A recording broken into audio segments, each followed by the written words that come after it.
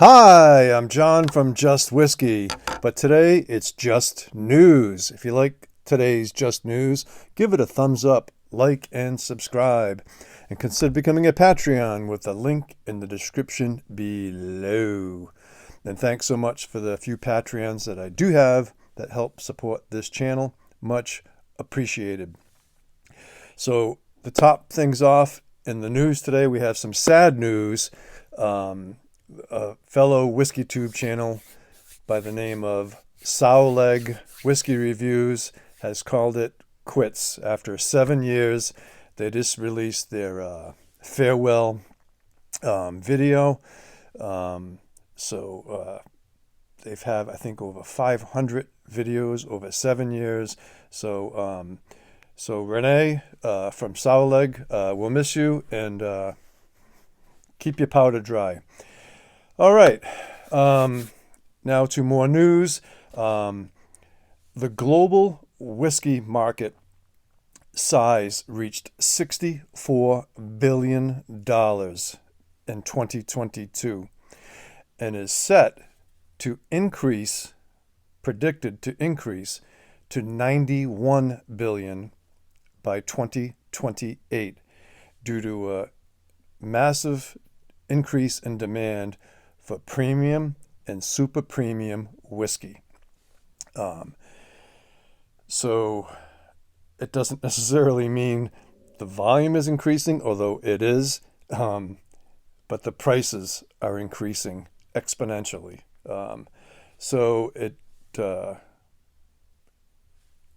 When's it going to end? Who knows? All right, so now we're going to be talking about some new releases, and so the Peat Monster cask strength, non-age stated, just came out in the U.S. Last week. It was bottled in December of 2022. I've done a full review on this. You can check that out last week. For me, the major difference is in this cask strength. The ash and the soot seem to be a little more prominent than in the core range Peat Monster. But again, if you want to check out the full review of Peat Monster cask strength, I did it last week. All right. 2023 Diageo special releases due to come out later on this year, probably early fall, I'm imagining, but possibly a little bit earlier than that. It's a touchy love-hate relationship because the prices just sometimes can't justify the juice. But it always makes interesting news. So what's going to be released, 2023 Diageo special releases, are going to be a Clynelish 10-year-old matured in first fill ex-bourbon. That sounds interesting, but again, it depends on price. There's going to be a Glenkinchie 27-year-old in refill ex-bourbon and also European oak butts. There's going to be a Lagavulin 12 cask strength. Every year they always do the Lagavulin cask strength. This time it's going to be finished in Don Julio Añejo tequila casks. Okay. And then we have a new kid on the block, Rose Isle 12-year-old.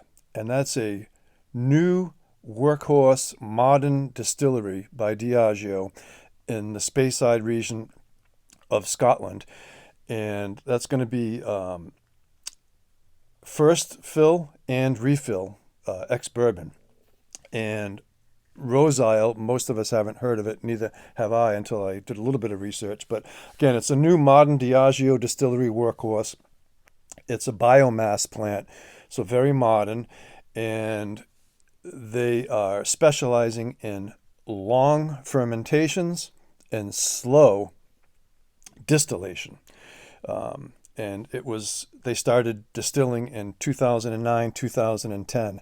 So the 12-year-old that's coming out is going to be, I believe, their first core release of Diageo's new distillery. So that sounds interesting as well, but who knows? how much it's going to be for price. There's also going to be an Oban 11-year-old finish in Caribbean pot still rum casks. Then there's going to be the Singleton 14-year-old, which is a Glendolyn, and that's going to be finished in Chardonnay French oak. And then there's going to be yet another Mortlach NAS, non-age stated Mortlach, finished in ex-Kanosuke Japanese casks as well as ex-Pinot Noir casks. Okay, and then there's also a Talisker, and I don't know if it's going to be an NAS, a non-age stated. I have not seen an age statement on the proposed label. Okay, but it's going to be Talisker, and it's going to be finished in ruby, white, and tawny port. Okay, so that does sound interesting.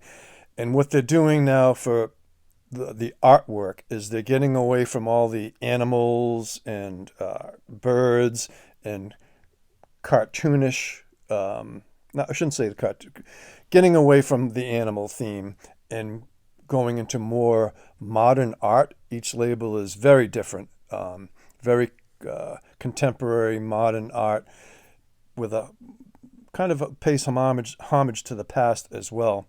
The artwork, as always, looks very interesting.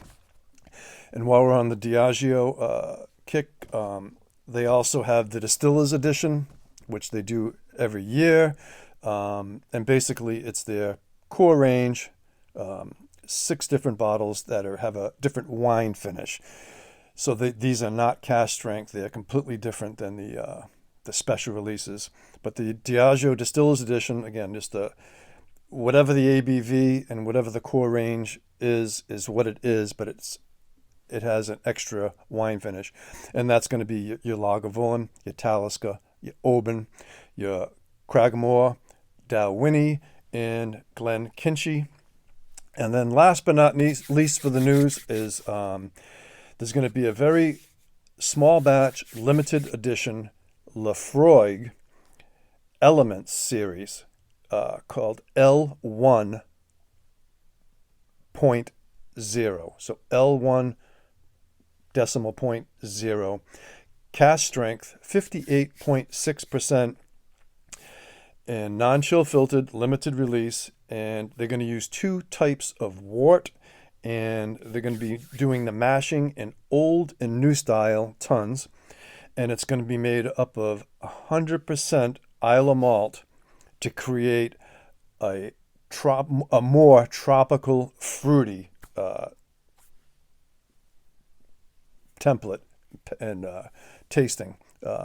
So that sounds very interesting, but it also sounds very limited, and it also sounds potentially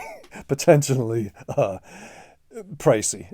But anyway, that's all I have for the news. I hope you enjoyed it. If you did, please give it a thumbs up, like, and subscribe. Thanks to all the Patreons that I have.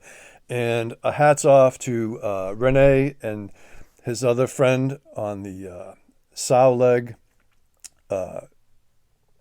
Whisky YouTube channel that has called it quits after 7 years. So hats off to them. Hats off to you all. And remember, folks, it's just whiskey and it's just news. So take care.